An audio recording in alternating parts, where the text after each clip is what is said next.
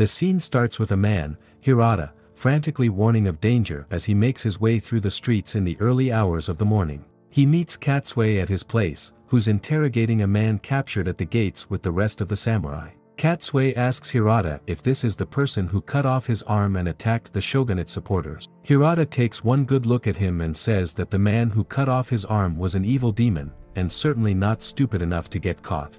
As the men laugh about his stupidity, the tied-up man starts whispering about not bearing any ill will. Hirata steps forward to listen, and much to his surprise, the captured prisoner bites his ear off. Panic spreads as the samurai scramble to get him under control, but the prisoner picks up a sword with his mouth. Scared, Katsue makes a break for it while the rest of the soldiers stay behind to fight. However, they don't stand a chance, as the prisoner, who now has his hands free, murders them all one by one.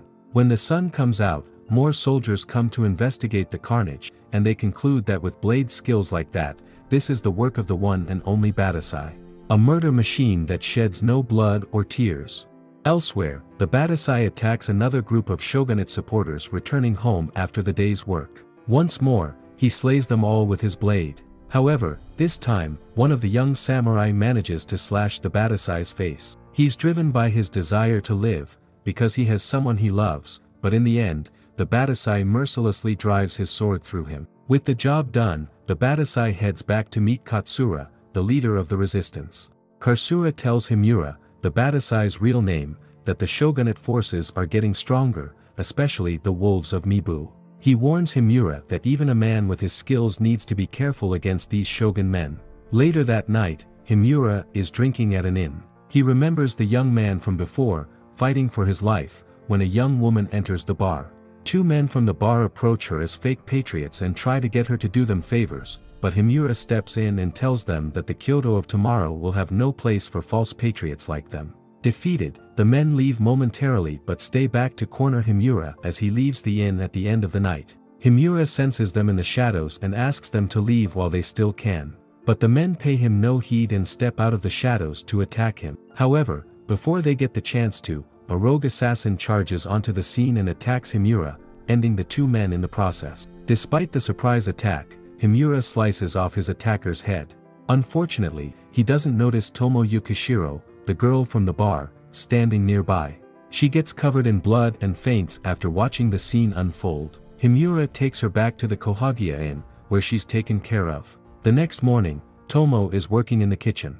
She catches a lot of attention from the men as Himura's girl, so he asks her to leave. But Tomo refuses to listen, asking him if he would draw his sword if it was her attacking him. Himura is unable to answer her. Later that night, Himura meets with Katsura and Kagoro to talk about the attack. They conclude that he's not one of Shinsengumi's men but someone who works in the shadows. They also figure out that there's a traitor in their midst, since there are only a few among them who know about Himura's role.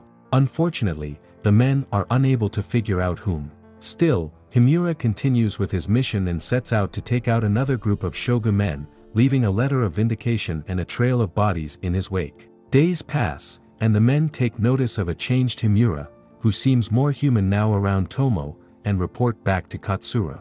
They think that Tomo might be the spy, but she's made no attempt to contact anyone. Worried, Katsura decides to pay a visit to Tomo and tells her about how Himura is the spear point of the righteous madness that will lead them all to a new age, and so she mustn't blunt his sword. However, Tomo pays little heed to his words, as a few days later, she and Himura head into a festival, where she reminds him about how everyone present is someone's child or parent. She asks him if violence would really lead to peace, or if they are turning a blind eye to the little things to which they keep falling victim. Himura is unable to say anything but takes it all in. Elsewhere, the Shinsengumi discover that the Patriots are planning to burn down the palace on the night of the festival and take the emperor back to their domain. The men get ready to deter the attack. They head to Ikedaya Inn, where the Patriots are camping out.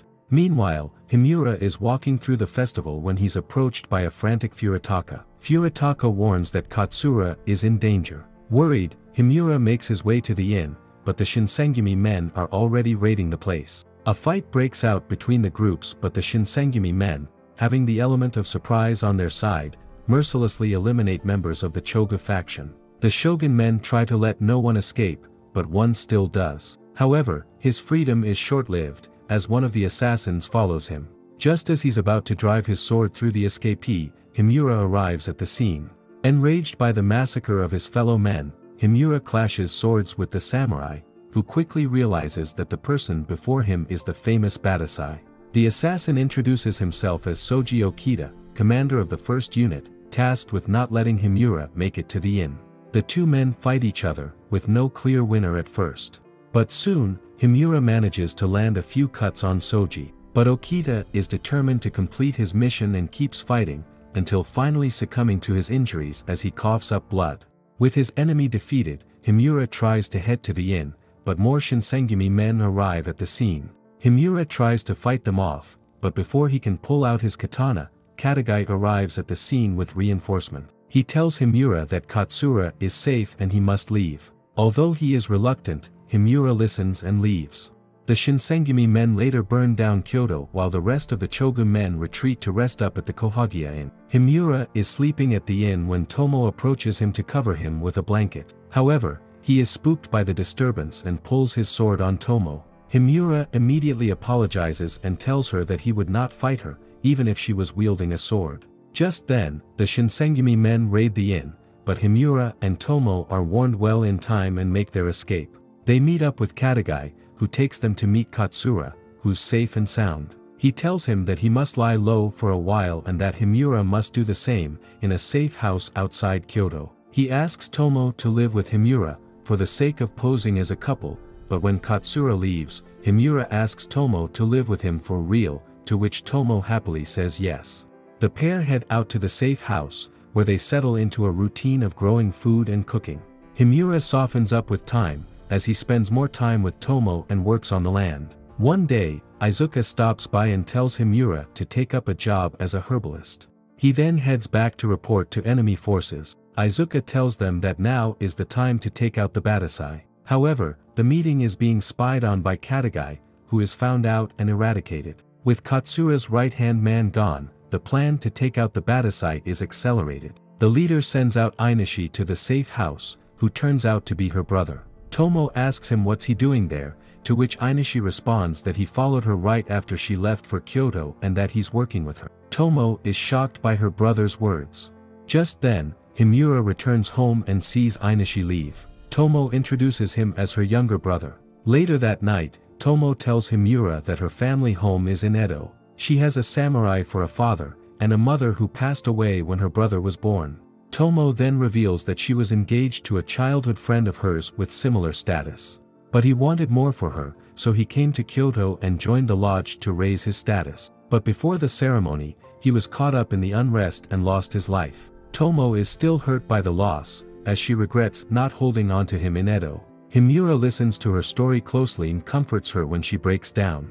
The moment brings the two closer together as the two embrace each other. As they sit by the fire later, Himura brings up the time when Tomo asked him if it was possible to fight for peace. He now has an answer, as he says that he will continue to fight in the future, but only until the new age comes, and when that happens, he'll be a different man. One who protects lives, and doesn't take them. The next day Himura wakes up to an empty house as Tomo heads out into the snowy forest. He steps out to look for her, but is approached by Izuka, who tells him that Tomo is the spy. Izuka asks Himura to read her diary if he doesn't believe him. The scene cuts to a flashback where Tomo is being instructed to get close to Himura, to find his weakness.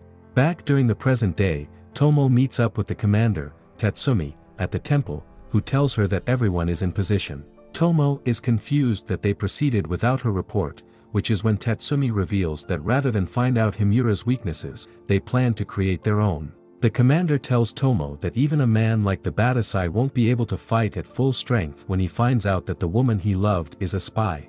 Back at the house, Izuka reveals that the man who gave Himura that scar on his cheek, Kayasato, was Tomo's fiancé. Izuka orders Himura to head to the temple and end it all. Although he's heartbroken and defeated, Himura complies. In his sorrow, Himura doesn't notice the archer in the shadows and is shot. He is then ambushed by more shadow men, falling into a series of traps that leave him with injury. Still, Himura manages to cut his attacker's hand, who, with his injuries, leads Himura to a cave, which he later blows up, hoping to take Himura out with him. However, Himura survives the blast. He is severely injured though, and yet he still heads out and is attacked by more shadow men. Despite his weakened state, Himura slays his 2 attackers. However, before they breathe their last, one of the men sets off a second explosion that impairs Himura's vision. Back at the temple, Tatsumi hears the explosion and heads out to finish the job. Tomo tries to stop him but he kicks her aside and makes his way to a blind Himura. In his weakened state, Himura is unable to fight like his usual self. He struggles to defend himself against Tatsumi, while Tatsumi takes advantage of the situation and lands blow after blow on Himura. He then heads in for the final blow but Himura focuses in on the sounds around him, and pushes Tatsumi's own sword into him. Just then, Tomo steps in and holds Tatsumi in place while Himura lands the final blow, accidentally hitting her as well. Himura opens his eyes to find a bleeding Tomo before him. She holds up her knife against his cheek, giving him another scar, and tells him that she's sorry, before breathing her last. A few days later, Himura is bringing wood to the safe house when Katsura pays him a visit. He tells him that Katagai is gone, and that it was actually Izuka who was the traitor. They've sent someone on his trail who's just as good as Himura with the sword. Still, Katsura asks him to fight for them, as the Shogun warriors grow fierce by the day. Himura says that all the lives he's taken until now would be pointless if he hangs up his sword now, so he'll continue fighting until the new age comes. Satisfied with his answer, Katsura leaves, while Himura heads into the house to read Tomo's diary as he sits by her body. He learns about how Tomo planned to avenge her fiancé's passing, but somewhere along the way, she started caring for Himura. She believes that one day the lives he defends will be greater than the lives he's taken, so she cannot allow him to be slain, even if she has to give her own life for the cause. Himura finishes reading the diary and bids her farewell. He burns down the house and heads into battle. Sometime later, the soldiers hoist up the Emperor's banner on the battlefield and Himura realizes that the new age is here. However, as he heads off the battlefield, he's approached by Hajime Saito of the Shinsengumi, who tells him it's not over. But, even with a sword pointed at him, Himura has no intention to fight, as he lays down his katana and walks away.